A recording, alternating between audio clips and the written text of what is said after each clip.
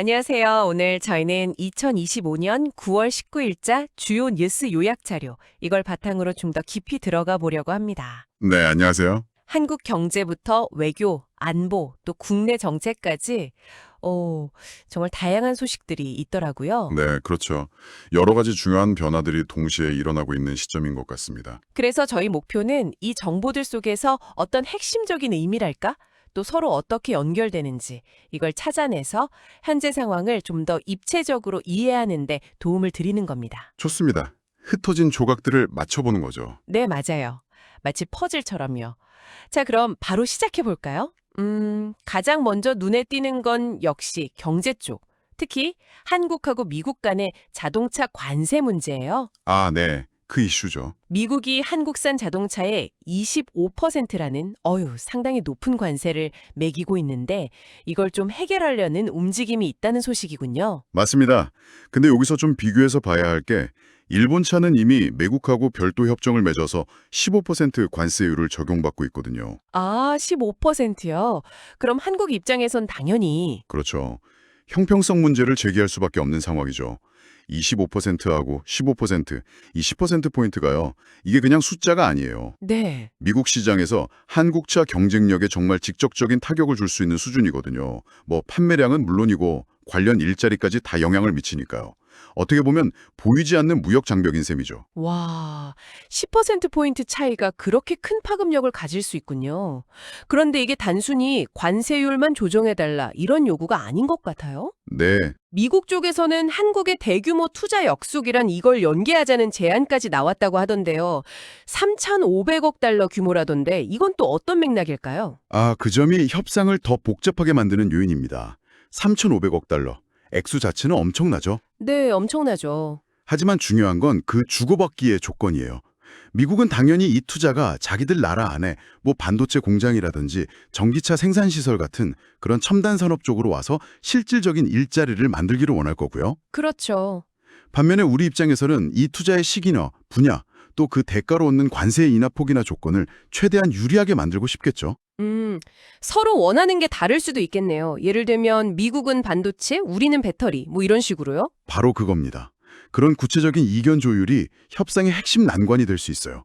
그러니까 이건 단순한 관세 협상이 아니라 양국의 어떤 산업 전략, 또 경제적 이해관계가 아주 복잡하게 맞물린 뭐랄까 고차방정식 같은 거라고 봐야 합니다. 아, 이해가 되네요.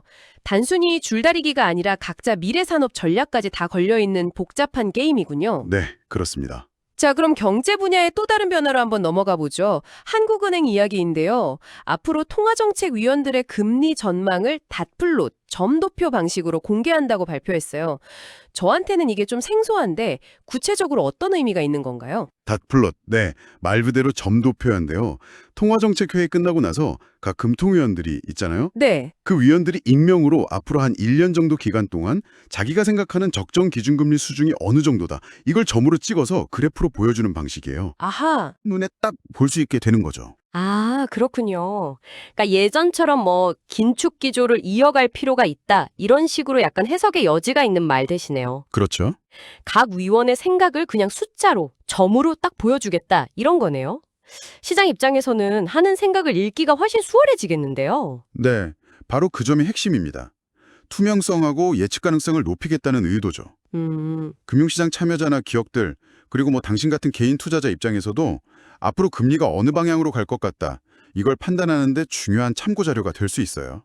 불확실성이 좀 줄어드는 효과가 있겠죠. 네, 좋은데요? 그런데 여기서 한 가지 또 짚어야 할 점이 있어요. 그래요? 장점만 있는 건 아닐 것 같은 느낌이? 맞습니다. 닷플롯은 정책 약속은 아니에요. 어디까지나 그 시점에서의 전망일 뿐이라는 거죠. 아, 전망. 네, 경제 상황은 계속 변하니까 실제 결정은 또 달라질 수 있는 거고요. 또 다른 측면에서는 이렇게 각자 전망을 명확히 드러내는 게 오히려 위원들한테 좀 부담이 될 수도 있어요. 부담이요? 어떤 부담이죠? 뭐랄까, 자기 소신껏 전망하기보다는 다수 의견이나 시장 기대치에 좀 맞춰서 점을 찍으려는 경향이 생길 수도 있다는 거죠. 아, 그럴 수도 있겠네요. 결국 하느니 자기 속내를 시장에 더 명확히 보여주겠다는 신호인데 이게 예측 가능성은 높여주지만 어쩌면 하는 스스로가 앞으로 정책을 선택할 때 유연성을 좀 제약하는 결과를 낳을 수도 있는 약간 양날의 검 같은 측면도 있는 거죠. 한국은 또 다른 이웃이죠. 일본과의 관계 설정에도 신경을 쓰는 모습이에요. 마침 일본 이시바 총리가 9월 30일부터 이틀간 부산을 방문해서 정상회담을 갖는다는 소식이 있네요. 네, 이것도 여러 가지 맥락에서 좀 의미 있는 방문으로 보입니다. 우선 정상회담 장소가 서울이 아니라 부산이라는 점이 좀 눈에 띄죠. 네, 그러네요. 왜 부산일까요? 뭐 여러 해석이 가능하겠지만 양국 교류의 지평을 수도권 너머로 넓히려는 상징적인 제스처일 수도 있고요. 또 부산이 해양 도시로서 갖는 어떤 경제적, 안보적 함의 같은 것도 있을 수 있겠죠. 그리고 주요 의제 역시 안보하고 경제 협력 강화로 잡혀 있는데 이게 실질적인 협력 증진에 좀 초점을 맞추겠다는 의지가 엿보이는 대목입니다. 최근 몇 년간 조심스럽게 개선되어 온 양국 관계의 동력을 계속 이어가려는 시도로 해석할 수 있겠습니다. 특히 이번 방문이 이슈바 총리 임기 중에는 마지막 공식 방안이 될 가능성이 크다, 이런 분석도 있던데요. 그렇다면 이번 회담에 무게감이 좀 남다를 것 같아요. 구체적으로 어떤 성과 같은 걸 기대해 볼 수 있을까요? 바로 그 점 때문에 이번 회담이 더 주목받는 겁니다. 임기 말을 앞둔 정상의 방문은 종종 그간의 관계를 좀 평가하고 또 앞으로의 방향을 설정하는 중요한 계기가 되거든요. 네. 그래서 단순히 협력 강화하자 이런 원론적인 수준을 넘어서서 예를 들면 군사정보 경유 협정의 구체적인 이행 방안에 합의한다든지 아니면 특정 첨단 산업 분야에서 공급망 협력을 어떻게 강화할지 로드맵을 제시한다든지 이런 좀 가시적인 성과가 나올 수 있을지 지켜봐야 합니다. 아, 뭔가 구체적인 결과물이 나올 수도 있겠군요. 네, 그럴 가능성이 있죠.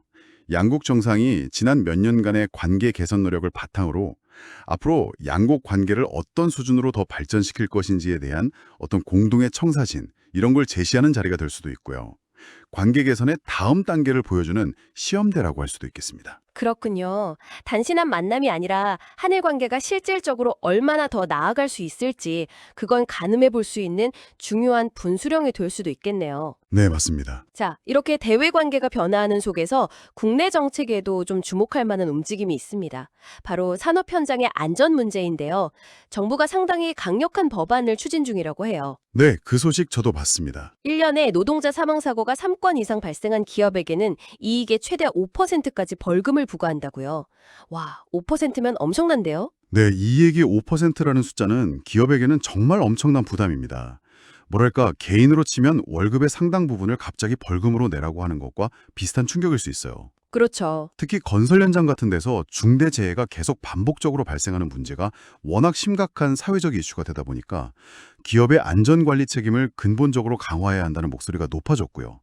정부가 안전은 더 이상 비용 문제가 아니라 기업 생존의 필수 조건이다, 이런 강력한 메시지를 보내는 걸로 해석됩니다. 그런데 여기서 그치지 않고 반복적으로 사고를 낸 기업은 아예 사업 허가 자체를 박탈하는 방안까지 검토 중이라고 하니 이건 정말 파격적인데요. 네, 그 부분까지 이야기가 나오고 있죠. 이 정도면 산업계의 반발도 만만치 않을 것 같은데요.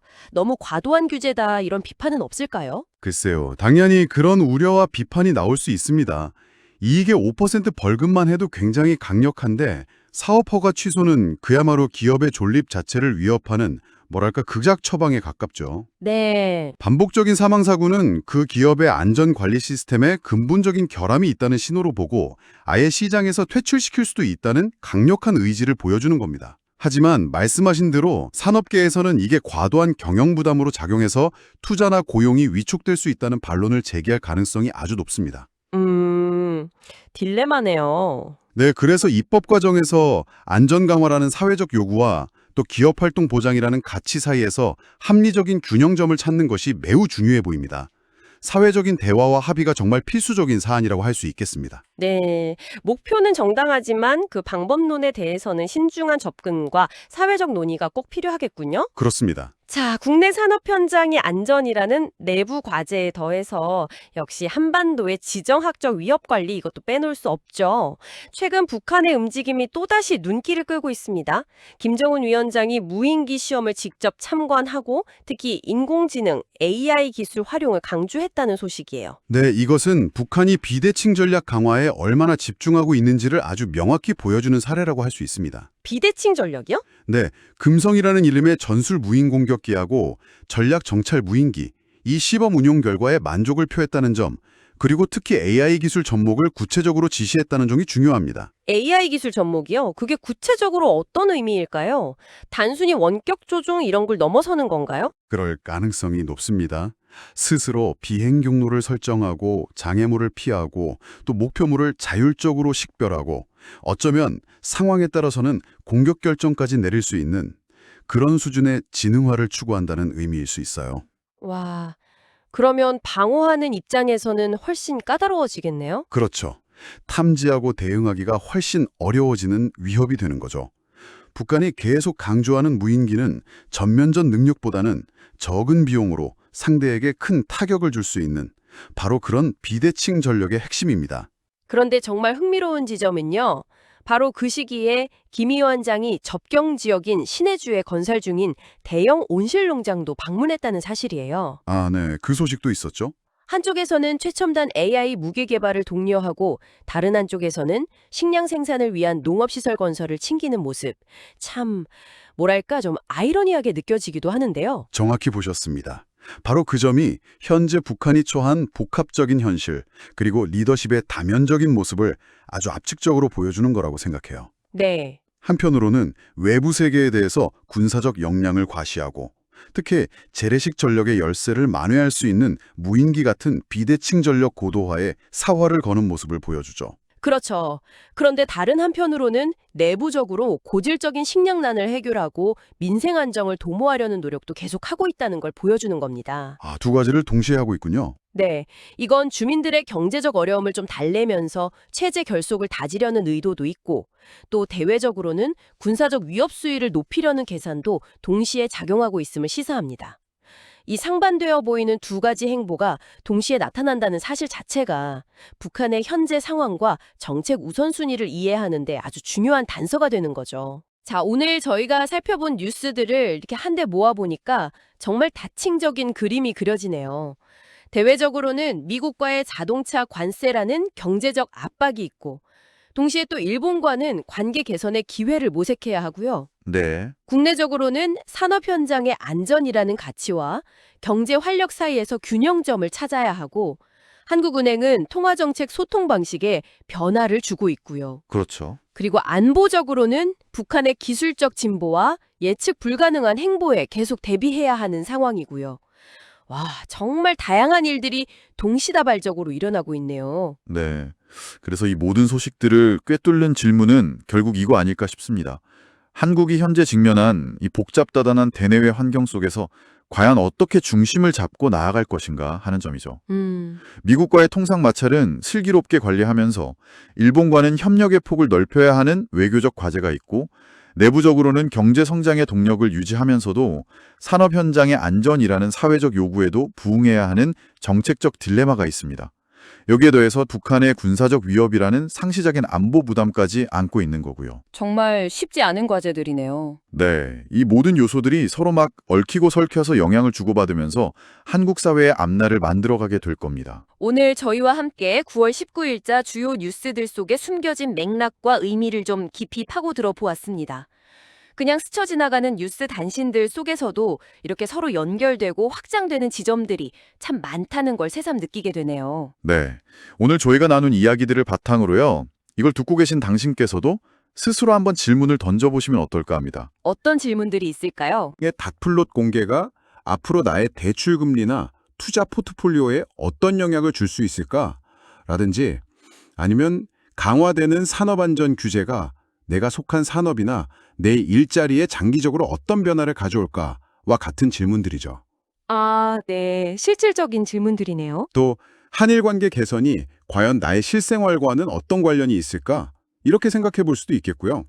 뉴스 그 너머의 이야기, 그 파급 효과에 대해서 한번 고민해 보는 시간이 되셨기를 바랍니다. 맞습니다. 오늘 저희가 함께 살펴본 내용들이 당신이 세상을 이해하고 또 앞으로의 변화를 예측하는데 조금이나마 도움이 되었기를 바랍니다. 네, 다음에 또 흥미로운 정보 꾸러미를 들고 찾아뵙겠습니다. 감사합니다.